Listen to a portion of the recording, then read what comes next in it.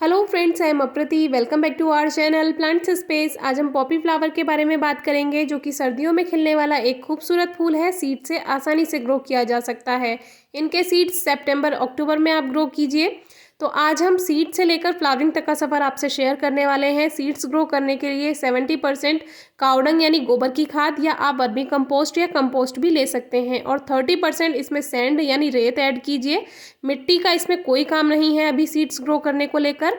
और किसी भी पॉट में इस तरह से अच्छे से भर लीजिए। और सीड्स हम लास्ट ईयर के ही लेने वाले हैं, जो कि हमने अपने ही प्लांट से कलेक्ट किए थे। तो वीडियो आप डिस्क्रिप्शन बॉक्स में ज़रूर चेक कीजिए किस तरह से इनके सीड्स को, बीजों को हमने इकट्ठा किया हुआ था। तो देखिए, इस तरह से हमने इन सीड्स को स्प्रिंकल कर दिया है। 27 अक्टूबर को ये सीड्स हमने ग्रो किए थे, और बहुत बारीक होते हैं, इसीलिए थोड़ा दूर दूर ही इनको आप बिखेरिए, स्प्रिंकल कीजिए। तो इस तरह से। और एक बात का और ध्यान रखना है, ये सीड्स बहुत सारे हो जाते हैं एक साथ। तो आपको अगर कम पौधे चाहिए तो आप इनके सीड्स कम ही बिखेरिए, क्योंकि ये बहुत ज़्यादा फैल जाते हैं। छोटे छोटे सीड्स होते हैं और बहुत सारे पौधे बनकर तैयार हो जाते हैं। और इसी सॉइल मिक्सचर से इसको कवर कर देते हैं। ज़्यादा गहराई में आपको इसको कवर नहीं करना है। हल्का हल्का इसके ऊपर मिट्टी को, आपको जो आपने तैयार की थी सीड्स ग्रो करने के लिए, उसी को ही इस तरह से कवर कर देते हैं। लगभग आधा सेंटीमीटर से लेकर 1 सेंटीमीटर तक ही आपको इसको कवर करना है। सीड्स ज़्यादा अंदर चले जाते हैं तो जल्दी जर्मिनेट नहीं होते हैं, उसमें टाइम लग जाता है। और बहुत हल्का ही मॉइस्चर आपको इसमें बनाकर रखना है। इसमें आपको मग से वाटरिंग नहीं करनी है। कोई भी आप स्प्रे बॉटल से इसमें पानी दे सकते हैं, तो आपको अच्छा रिजल्ट मिलेगा। ओवर वाटरिंग भी नहीं होगी। तो देखिए, 7 दिन में ही कितना अच्छा रिजल्ट इसमें मिल गया है। और ये 2 तरह के हमने ग्रो किए थे। एक फ्लावर की एजेस पे वाइट लाइनिंग होती है, और एक प्लेन वाली पॉपी थी। तो दोनों को अलग अलग ग्रो किया है हमने इस तरह से, और इस पर एक चिट भी मेंशन कर दी है।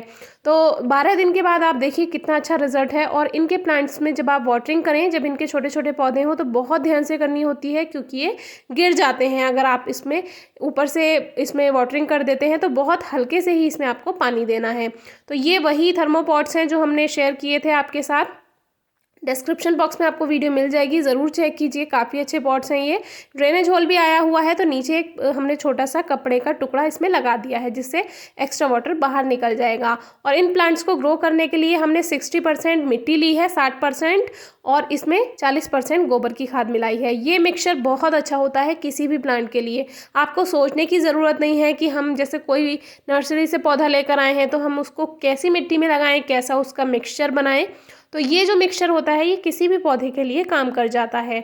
तो अब देखिए, छोटे पौधों को बाहर निकालना है, बहुत ही सावधानी से निकालिए, क्योंकि ये बहुत नाजुक होते हैं। पहले हल्का सा इसमें वाटरिंग कर लीजिए, जिससे इनकी रूट्स डिस्टर्ब नहीं होंगी, और रूट्स के साथ ये बाहर आ जाएंगे।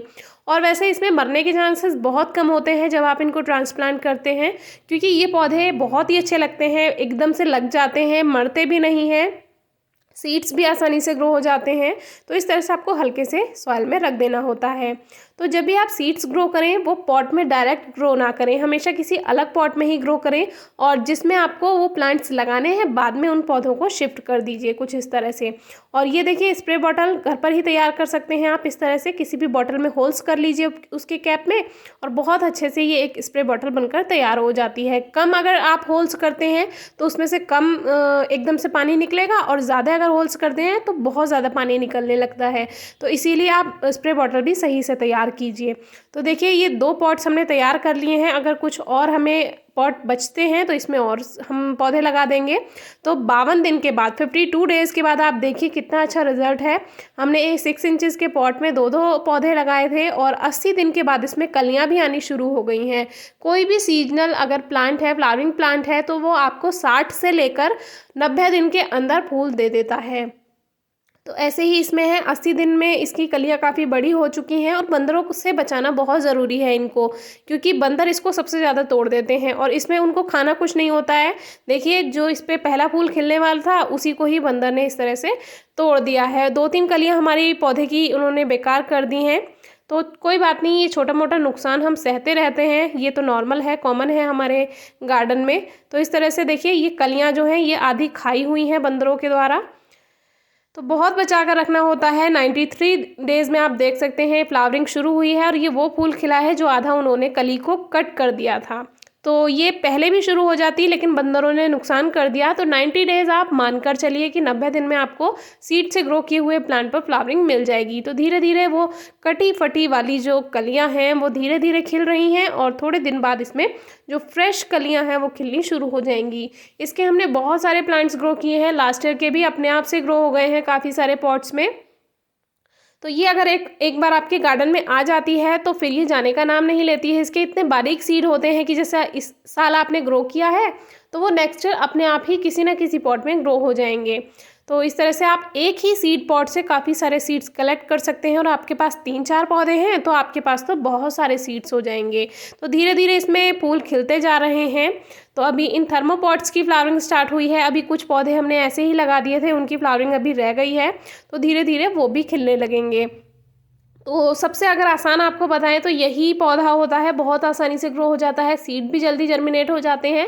बिल्कुल पिटूनिया जैसे सीड्स होते हैं लेकिन पिटूनिया से जल्दी जर्मिनेट होते हैं। पिटूनिया थोड़ा लेट जर्मिनेट होता है लेकिन पॉपी सीड्स बहुत जल्दी जर्मिनेट हो जाते हैं, बहुत बारीक पौधे होते हैं। तो जब आप उसमें वाटरिंग करें, जब वो छोटे छोटे पौधे हों तो हमेशा ध्यान से कीजिए। अगर वो एक बार गिर जाते हैं तो उनको उठाना मुश्किल हो जाता है, फिर वो मर ही जाते हैं क्योंकि बिल्कुल धागे की तरह पतले होते हैं इनके जो छोटे छोटे पौधे होते हैं। तो जो ये पॉपी प्लांट है इसको कम से कम आप 3 से 4 घंटे की धूप ज़रूर दीजिए, अच्छे से ग्रोथ करेगा और जितनी अच्छी ग्रोथ होगी उतनी ही ज़्यादा फूल आते हैं इसमें एक पौधे पर। और पानी का इस पर बहुत ध्यान देना है आपको क्योंकि जैसे गर्माहट आती जाती है मौसम में तो इसको पानी की ज़्यादा ज़रूरत होती है, मिट्टी सूख जाती है तो ये प्लांट एकदम से मरने लगते हैं। इसीलिए हल्की सी नमी आप बना कर रखिए प्लांट्स में। और इसमें फर्टिलाइज़र आप लिक्विड फॉर्म में दे सकते हैं, चाहे सरसों की खली, चाहे गोबर की खाद वाला, और चाहे आपके पास जो भी फर्टिलाइज़र है ऑर्गेनिक उसका आप लिक्विड बना सकते हैं। अगर फिर भी आपको पूछना है कि किस तरह से बनाना है तो हम ज़रूर आपसे शेयर करेंगे। तो फर्टिलाइज़र बता दिया है, पानी भी बता दिया है, सनलाइट भी बता दी है। तो ये प्लांट आपको कहीं लगा हुआ दिखाई दे और उनमें सीड्स बन रहे हों तो आप वहाँ से एक छोटा सा सीड पॉट ज़रूर लेकर आइए, तो आप नेक्स्ट ईयर उनको ग्रो कर सकते हैं और बहुत अच्छी फ्लावरिंग पा सकते हैं। ये जो है ज़मीन पर लगे हुए बहुत अच्छे लगते हैं। जैसे मान लीजिए आपका कोई गार्डन है या पार्क वगैरह है तो आप उसकी बाउंड्री पर इसको लगा देंगे तो बहुत ही ज़्यादा खूबसूरत लगता है।